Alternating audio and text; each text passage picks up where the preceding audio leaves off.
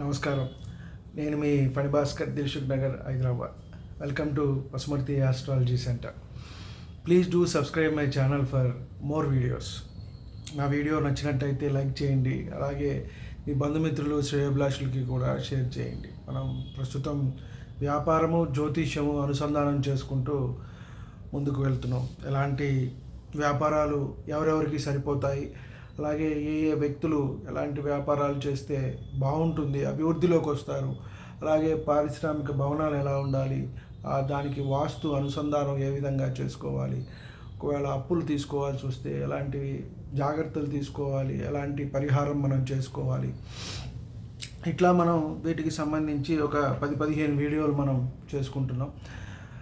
కాబట్టి మీ స్నేహితుల్లోనో లేదా శ్రేయోభిలాషులో మీకు తెలిసిన వారు, మీ రక్త సంబంధికులు ఎవరైనా ఉంటే కనుక వారికి మంచి జరగడానికి ఎంతైనా అవకాశం ఉంటుంది. కాబట్టి వారికి షేర్ చేయండి. అలాగే ఇంతవరకు నా ఛానల్ సబ్స్క్రైబ్ చేసుకోకపోతే సబ్స్క్రైబ్ చేసుకోండి. నా తదుపరి వీడియోలు మీకు అందుబాటులో ఉంటాయి.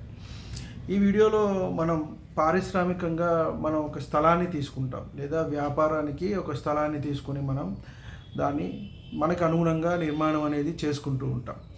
కాబట్టి ఆ నిర్మాణం అనేది ఏ విధంగా ఉంటే మనకి బాగుంటుంది. కాబట్టి ఎందుకంటే వాస్తుపరమైన జాగ్రత్తలు కూడా మనం తీసుకోవాలి.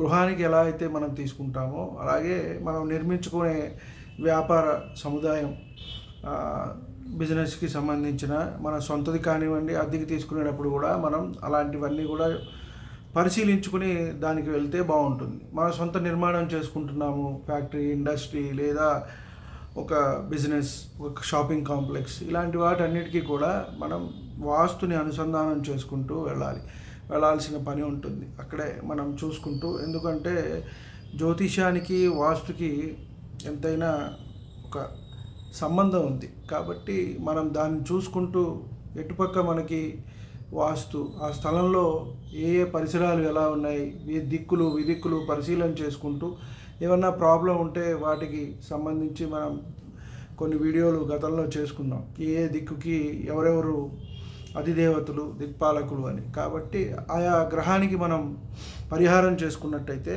మనకి మంచి జరగడానికి అవకాశం ఉంటుంది. కాబట్టి బిజినెస్కి, వాస్తుకి, జ్యోతిష్యానికి, వీటన్నిటికీ కూడా ఎంతైనా సంబంధం అనేది ఉన్నది. కాబట్టి ముఖ్యంగా మనం తీసుకునేటప్పుడు, వ్యాపార భవన నిర్మాణం మనం చేసుకునేటప్పుడు, మన సొంతంగా మనం నిర్మించుకునేటప్పుడు స్థలం, ఇంటికైనా దీనికైనా 2 రకాలుగా ఉండటం అనేది మంచిది. చతురస్రాకారం, అలాగే దీర్ఘ చతురస్రాకారం అనేది ఎంతైనా మంచిది. మిగతా ఏదైనా కొంచెం అటు ఇటు పెరిగినా కూడా దానికి మనం చక్కగా చూసుకొని మనం చతురస్రాకారంలోనే నిర్మాణం చేసుకోవటం అనేది ఎంతైనా చెప్పదగ్గ సూచన. అలాగే చూసుకుంటే మనకి ఆయంకు తగ్గట్టుగా మనం దాన్ని దిగ్మూఢం చేసుకుని, ఏమైనా హెచ్చుతగ్గులు ఉన్నా కూడా మనం చూసుకుని, చుట్టూతా కూడా స్థలాన్ని వదిలివేసి మనం ఇంటికి ఎలా అయితే కట్టుకుంటామో అలాగే దీనికి కూడా కట్టుకున్నట్టయితే గాలి, వెలుతురు అన్నీ బాగుంటాయి. అలాగే వాస్తుపరమైన ఇబ్బందులు అనేవి కూడా ఉండకుండా ఉంటాయి. చుట్టూ అంటే పిశాచ స్థలం అంటారు. కాబట్టి దాన్ని కొంత వదిలిపెట్టుకొని మనం కట్టుకోవటం అనేది మంచిది. అలాగే మనం ఎన్నుకున్న స్థలానికి నార్త్ ఎక్కువగా ఉండేట్టు నార్త్ వైపు నిర్మాణాలు చేసుకున్నట్టయితే బుధుడు కారకత్వం వహిస్తారు. కాబట్టి వ్యాపారానికి అది ఎంతైనా మనకి బాగుంటుంది. అలాగే మనం ముందుగా ఇందాక అనుకున్నాం, విదిక్కుల్లో కట్టుకోవటము, అలాగే శకటాహార, దండాకార, వ్యజన, వృత్తాకార కారకాలు, ఇలాంటి రకాలైన స్థలాల్లో మనం నిర్మించుకున్నట్టయితే కాస్త హెచ్చుతగ్గులుగా ఉన్న స్థలాలు, సరిగా ఉండకుండా ఉండే స్థలాల్లో మనం నిర్మించుకున్నట్టయితే మన ధన నాశనం జరుగుతుంది. అలాగే వ్యాపారం కూడా మనం అనుకున్నంత వృద్ధి అనేది చెందకుండా ఉంటుంది. అలాగే మనం చూసుకుని కస్టమర్స్ రద్దీగా ఉన్నప్పుడు వారికి ఇబ్బంది అనేది కలగకుండా మనం వారికి టాయిలెట్స్ అనేవి నిర్మాణం చేయాలి. ఇది కూడా వాస్తుపరమైన అంశము. అలాగే వారికి మంచినీళ్ళు ఒక పక్క ఏర్పాటు చేయాలి. వాళ్ళు కూర్చోవడానికి స్థలాలు ఏర్పాటు చేయాలి. గాలి, వెలుతురు ఇవన్నీ కూడా బాగా వచ్చేటట్టుగా మనం నిర్మాణం అనేది చేసుకోవాలి. అలాగే ముందు భూ పరీక్షలు అనేవి నిర్వహించడం అనేది ఎంతైనా మంచిది. అక్కడ శల్యాలు అనేవి లేకుండా ఆ స్థలం ఎప్పుడు ఏ విధంగా వాడబడిందో ఇది వరకు మనకు తెలియదు. కాబట్టి అక్కడ అక్కడ మనం శల్య పరీక్షలు చేసుకుని ఏమన్నా శల్యాలు ఉన్నట్టయితే అవన్నీ తీసి పారేసి మనం చేసుకుంటే కనుక మంచిది. ముఖ్యంగా అక్కడ నిర్మాణం చేయటం అనేది మంచిది కాదు, కానీ ఇవాళ రేపు స్థలాలు దొరకట్లేదు కాబట్టి వాటిని చక్కగా పరిశుభ్రం చేసి వాటిని ప్రక్షాళన చేసుకుని మనం చేసుకోవటం అనేది మంచిది. అలాగే మనం నిర్మించదగ్గున్న స్థలానికి ఏదైతే వ్యాపారానికి వీధి పోటు వీధి సూలలు లేకుండా ఉండేటట్టుగా చూసుకోవటం కూడా ఎంతైనా చెప్పదగ్గ విషయం. అలాగే సింహద్వారానికి ఎదురుకుండా బావి, స్తంభము, అలాగే సంపు, అలాగే చెట్లు, పిల్లర్లు, ఇలాంటివి పెద్ద పెద్ద బండలు ఇవన్నీ కూడా రాకుండా మనం జాగ్రత్తగా తీసుకొని నిర్మాణం చేసుకోవటం అనేది ఎంతైనా మంచిది. అలాగే మనం చూసుకున్నట్టయితే భవన నిర్మాణాల్లో 2 వీలర్స్కు కార్లకు కూడా పార్కింగ్ చేసుకోవాలి. మనం ముందుగా అనుకున్నాం, వాళ్ళు వచ్చేసి రద్దీగా పెట్టారనుకోండి, కస్టమర్ వస్తాడు కొనుక్కుందాం టైంకి, ఎవరో వచ్చారు వాళ్ళు బండి తీయమంటారు లేదా పోలీసులు వస్తారు, హడావిడిగా వాళ్ళు వెళ్ళిపోతారు. కాబట్టి మన వ్యాపారం అనేది ఇబ్బందిగా ఉంటుంది. కాబట్టి పార్కింగ్ అనేది కూడా ఎంతైనా చెప్పదగ్గ అంశం. కాబట్టి కస్టమర్స్ కొనుగోలు సమయంలో వారి వస్తువులను ఎవరు అపహరించకుండా, అలాగే మీ దుకాణాల్లో నుంచి కూడా కొంతమంది కస్టమర్స్ వస్తూ ఉంటారు, తెలియకుండా 1-2 వేసేసుకోవటం అనేది జరుగుతూ ఉంటుంది. సో కొంత తెలిసి కొంత తెలియక పిల్లలు ఎవరైనా వచ్చారనుకోండి, వాళ్ళు 2-3 వేసేస్తారు. అన్ని కౌంటర్స్లో బిల్ అవుతాయి, 1-2 వాళ్ళు పట్టుకోవచ్చు. కాబట్టి మీకు నష్టం లేకుండా ఉంటుంది. మళ్ళీ మీరు కస్టమర్ని ఇలా చేశారేంటి అని అడగకుండా కూడా ఉంటుంది. కాబట్టి సీసీ కెమెరాలు అవి పెట్టుకోవడం కూడా ఎంతైనా మంచిది. అలాగే పెద్దల వంట పిల్లలు వస్తూ ఉంటారు, వాళ్ళు ఇంకొంచెం పర్చేజ్ చేసేటట్టుగా వాళ్ళకి గిఫ్ట్లు ఇవ్వటము, చాక్లెట్లు ఇవ్వటము, ఇలాంటివన్నీ కూడా చేసుకున్నట్టయితే మనకి బాగుంటుంది.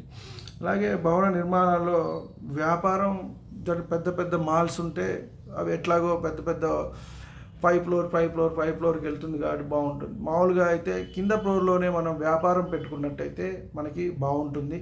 అలాగే దానికి తగ్గట్టుగా గాలి వెలుతురు వచ్చేటట్టుగా ఉండాలి, కస్టమర్స్ కూర్చోవడానికి వీలుగా ఉండాలి. ఎందుకంటే అందరూ షాపింగ్ చేయలేరు. 1-2 వచ్చారనుకోండి, 3 కొంతమంది చేస్తూ ఉంటారు, కొంతమంది చూస్తూ ఉంటారు, కొంతమంది చేయలేమని చెప్పని కూర్చుంటారు, పెద్దవారు కానీ పిల్లలు కానీ ఇంట్రెస్ట్ లేని వాళ్ళు కానీ. కాబట్టి మనం వారి కూర్చోవడానికి కూడా మనం ఏర్పాట్లు అనేవి మనం చేసుకోవాలి. అలాగే చిన్న చిన్న సందుల్లో కాకుండా పెద్ద పెద్ద కూడలు అంటే క్రాస్ రోడ్స్లో పెద్ద స్థలం ఉండేటట్టుగా మనం ఇందాకే అనుకున్నాం, పార్కింగ్కి వాటికి అన్నిటికీ కూడా వీలుగా మనం నిర్మాణం చేసుకున్నట్టయితే మన వ్యాపారం అనేది బాగుంటుంది. అలాగే మనం చూసుకున్నట్టయితే భవన నిర్మాణానికి కూడా బుధ కుజ శనులు అనుకూలంగా ఉండాలి ఆ యజమాని జాతక చక్రంలో. అలాగే వారి భావాలు పరిశీలించుకున్నప్పుడు రాసులు కానివ్వండి 3, 6, 10. 3 అంటే మనం సహాయ సహకారాలు, అలాగే 6 మన పోటీతత్వం, సమాజంలో మనం నెగ్గుకు రాగలమా అని చూడటం, 10 దశమ భావం వృత్తి, ఉద్యోగం, వ్యాపారం ఇవన్నీ చూస్తాం. కాబట్టి ఈ భావాలు అలాగే రాసులు కూడా మనం పరిశీలన చేసుకోవడం అనేది ఎంతైనా మంచిది. అలాగే ఆ నిర్మాణం చేసేటప్పుడు మనము వాటికి శంకుస్థాపన మొదలుపెట్టినప్పుడే మనం కలశ చక్రము, వృషభ చక్రం కూడా పరిశీలన చేసుకున్నట్టయితే మనకి ఆ యజమానికి ఎలా ఉంది ఏంటి ముహూర్తం అనేది మంచిగా నిర్ణయించుకొని ముందుకు వెళ్ళడానికి అవకాశం ఉంటుంది. అలాగే కలశ చక్ర, వృషభ చక్రాలతో పాటు తారాబలము, చంద్రబలం కూడా చూసుకున్నట్టయితే ఆయనకి ఇబ్బందులు అనేవి ఏమీ లేకుండా ఉంటుంది. కాబట్టి మనం పారిశ్రామిక స్థలాల్ని మనం పరిశీలించుకునేటప్పుడు వాస్తుపరంగా నిర్ణయాలు తీసుకున్నట్టయితే మనకి ఇబ్బందులు అనేవి రాకుండా ఉంటాయి.